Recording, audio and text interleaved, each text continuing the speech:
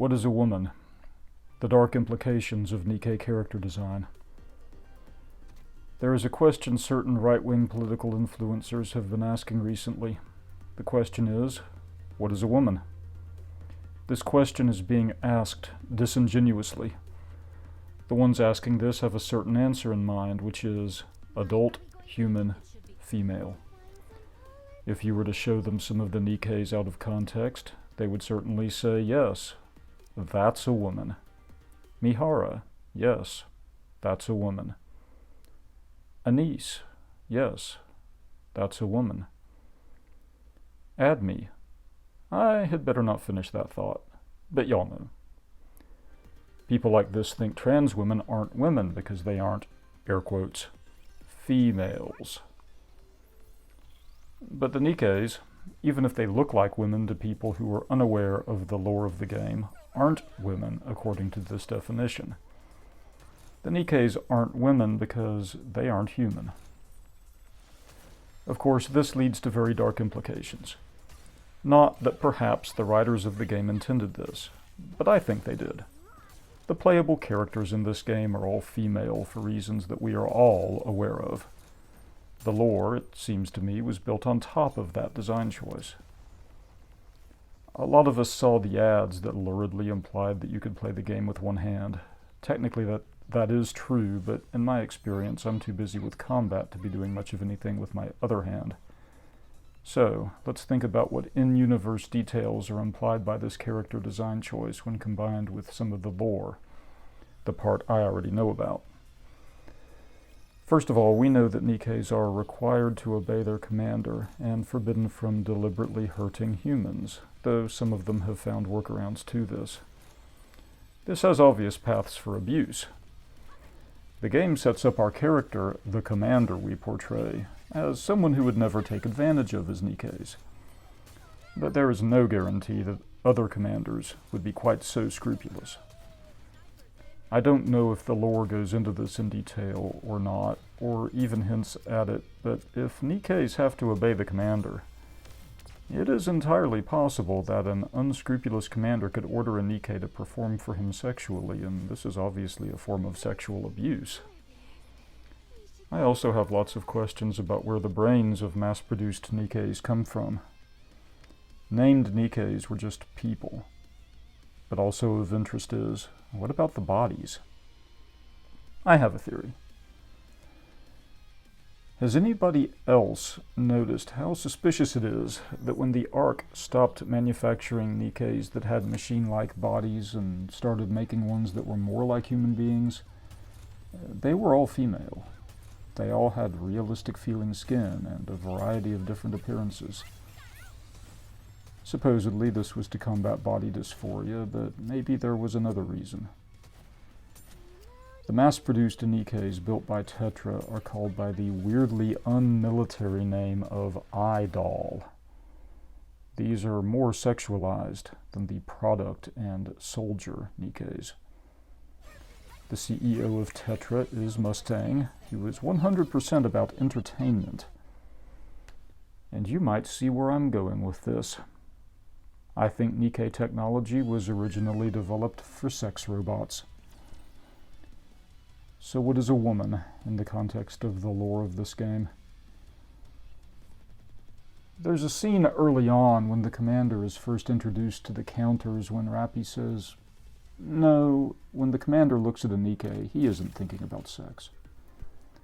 But many of the named Nikkes dress in a highly sexualized fashion. That line stuck out to me, and it took a while for me to realize that maybe Rappy said that because she's defensive. She knows that many commanders do think about Nikkes sexually. There's a lot going on here, that's what I'm saying. I mentioned earlier that I know the fan service reason the devs of this game gave Rappy those stockings and Alice that bodysuit.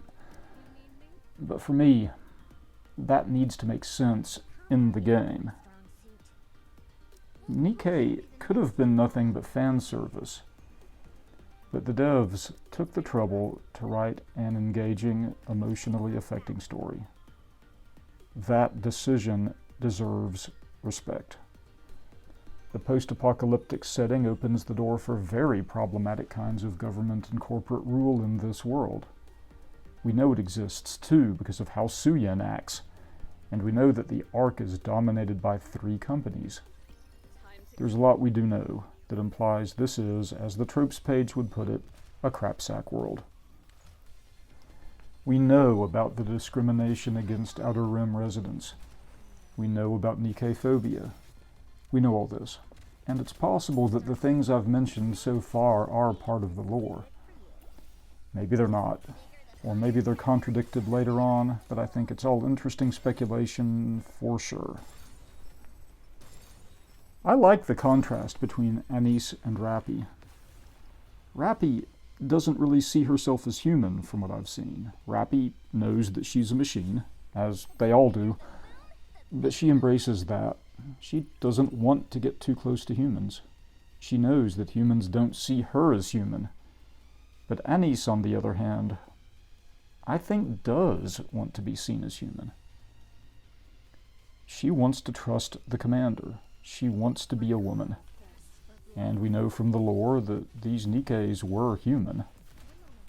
I've finished Mihara's character story, and I won't spoil it, but let's just say that she suffers a great tragedy that leads to her acting the way she does as a Nikke.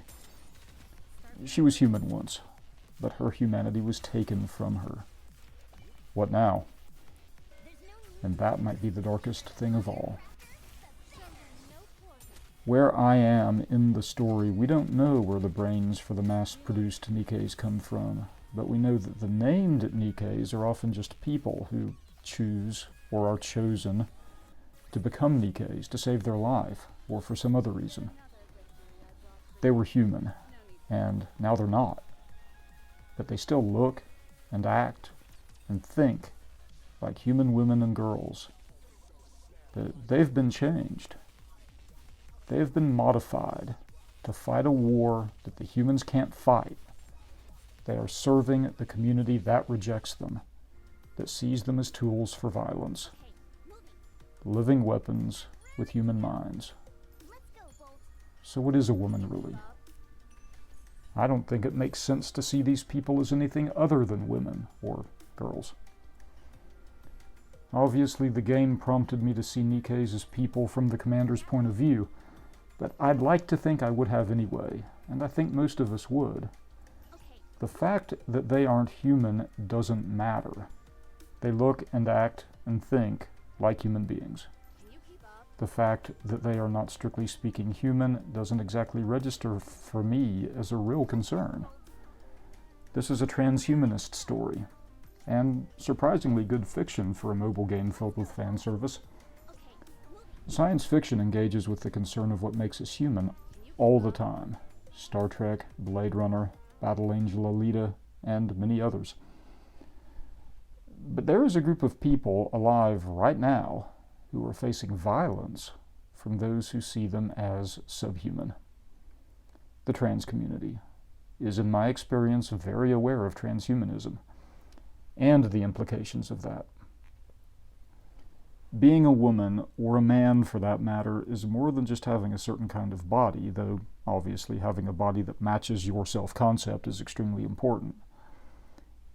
Everyone acknowledges this deep down, or we wouldn't have concepts like femininity or manliness. According to conservative logic, the weakest, most passive soy boy is just as manly as Andrew Tate or Vladimir Putin, because a man is just an adult human male. But they don't believe this, so that isn't why they use that definition. As I mentioned before, it's disingenuous. The self-referentiality of the self-ID definition of woman and man isn't actually a problem, by the way. Find me a definition of table better than an object that is used for the purposes of a table. We don't name objects because they are instantiations of a cosmic form of their type. We name objects because they have similar properties in some sense or are used in similar ways. Practical similarities come first, and names follow them. To quote Robert Anton Wilson concerning group identity, each member of a group, quote, on inspection will have different fingerprints, different brains, different neuroimmunological systems, different eyes, ears, noses, etc., different life histories, different conditioning and learning, etc., and different personalities, hobbies, passions, etc., and none will serve as a norm or ideal form for all the others. Nikkes have likes and dislikes, personalities, dreams, and ambitions. They have memories, joys, and sorrows. Their mechanical bodies are only a technicality, used in bad faith by people who want to deny them rights. Nikkes are women because the parts of them that aren't human don't matter nearly so much as the parts of them that are.